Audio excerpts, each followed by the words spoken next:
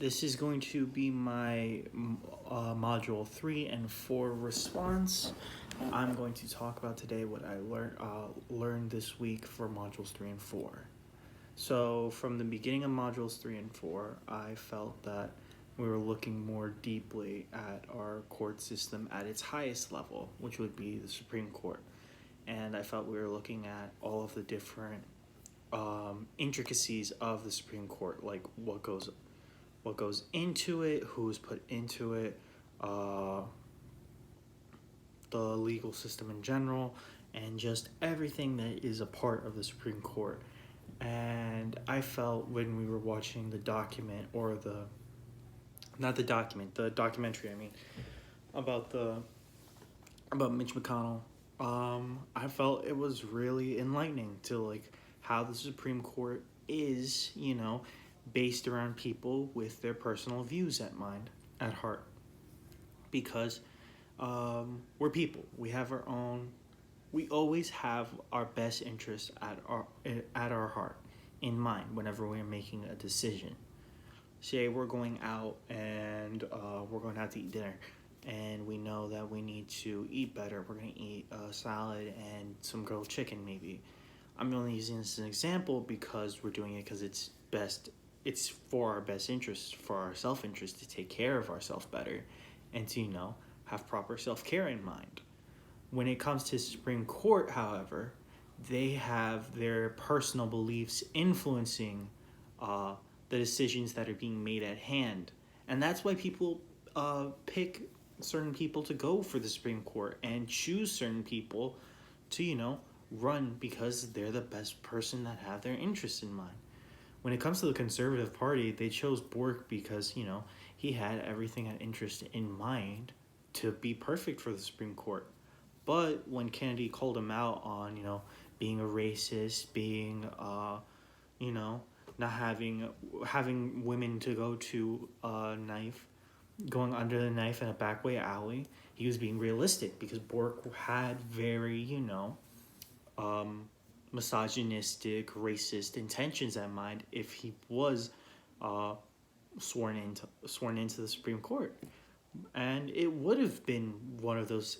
That would have been the earliest case where he would have been a part of the conservative 30-year plan of the Supreme Court that McConnell envisioned.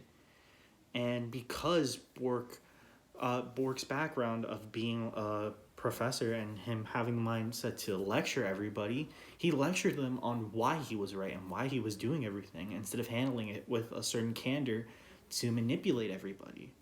And I use the words manipulate everybody because I'm a psych major, and the main thing about psychology is manipulation and how you manipulate the certain things around you. And Bork was just, he wasn't doing that properly. But McConnell was.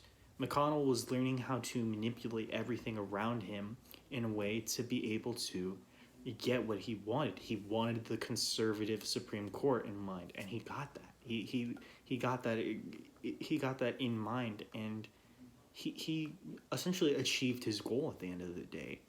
It took him a long time to set up, but now he got it, and it's 2022, and now we have Roe v. Wade appealed because of it.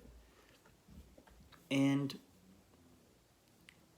back on to speaking of the Supreme Court's having everything representing people, they are supposed to represent what's in our best interests, not their own personal beliefs.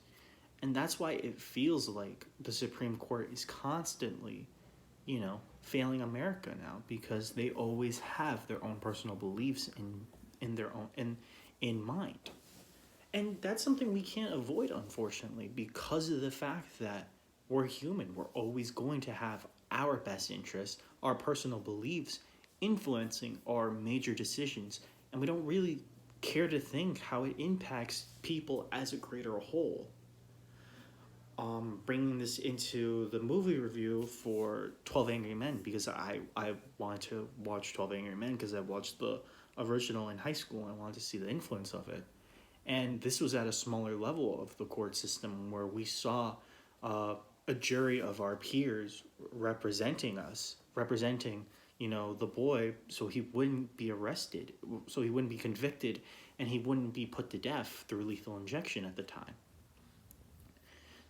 You know, that in that smaller court system, we have people who know what we're going through, have gone through our and like struggled like we have.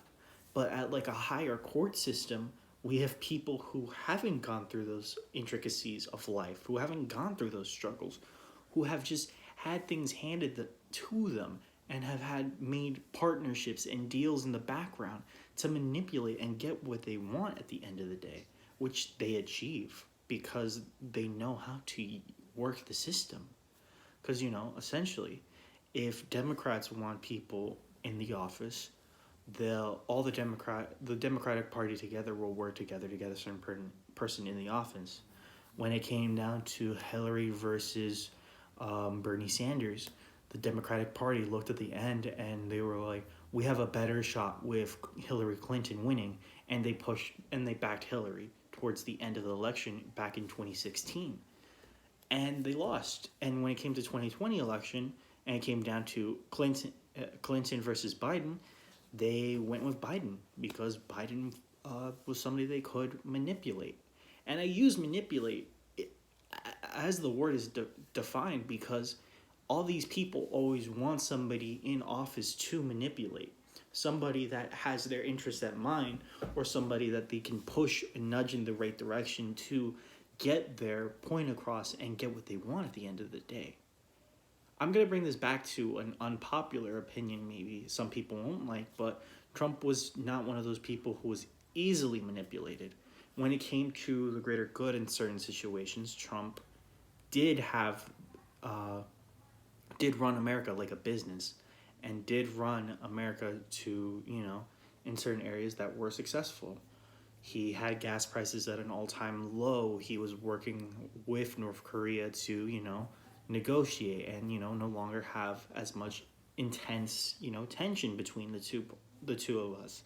And he was somebody who was very headstrong in the Republican Party that they thought they could manipulate. But Trump, in his own way, in his own mindset, is somebody that can't be manipulated because he knows when people are really messing with him, because he has that businessman mindset mentality to know how to manipulate people and how to not be manipulated. So what I learned this week in the Supreme Court is that manipulation and placement of the proper people is very, very, very intricate in our court system. And at the lower levels, we have people who have our intentions, or we have people who do sympathize with us and have our interests in mind because they've more than likely have gone through our struggles, while the people in higher up scenarios haven't really struggled like most other people have.